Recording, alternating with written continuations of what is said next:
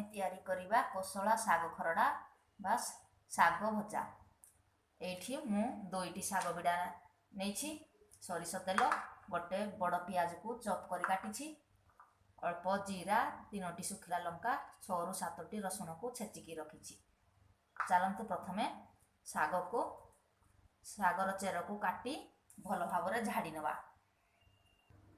एबे परिष्कार पानी रे 3-4 थर साग को धोई नेबा।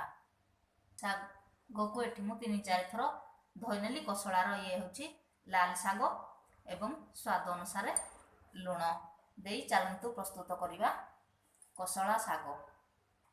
कड़ाई को प्रथमे गरम करि नेबा। कड़ाई हमर गरम होई गलानी। 2 चामच सरिष तेल देबा। तेल को टिके समय गरम होवा पाई छाड़ी देबा। तेल गरम हो गलानी। अल्प जीरा देबा, 2टी सुखिला लंका, पियाज दे गलाई देबा। पियाज को लाल होवा पाई किसी समय छाड़ी देबा। पियाज हमर लाल हो आसलानी।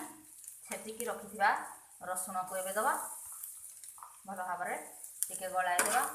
रसुण रो कंचा स्मेल जीवा पाई 1 ରୁ 2 मिनिट भाजी देबा। पियाज रसुण हमर एबे भाजी होई आसलानी। धोईकी रखिथिबा वर्तमान साग को देबा।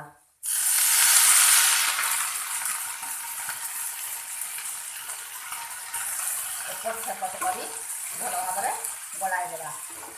तल ऊपर करी साग को गलाई देबा।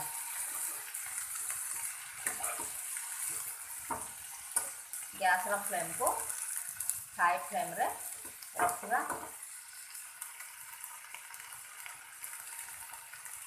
स्वाद अनुसार लुण देबा।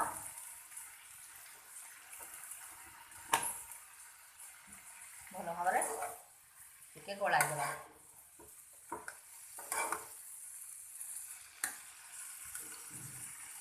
साग आमर बहुत कम समय रे होई थाए। अल्प टिके पानी झंटा दे देबा।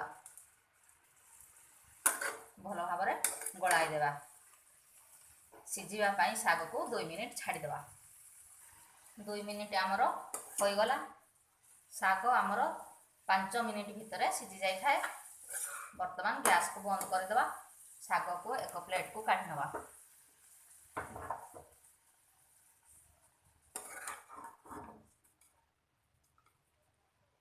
प्रस्तुत हो गला साग खरडा। याकू पखाल भात सहित खाइले बहुत टेस्ट लगी थाए। वीडियोटी भल लागिले लाइक शेयर सब्सक्राइब करने को जमा भी भूलिबेनी।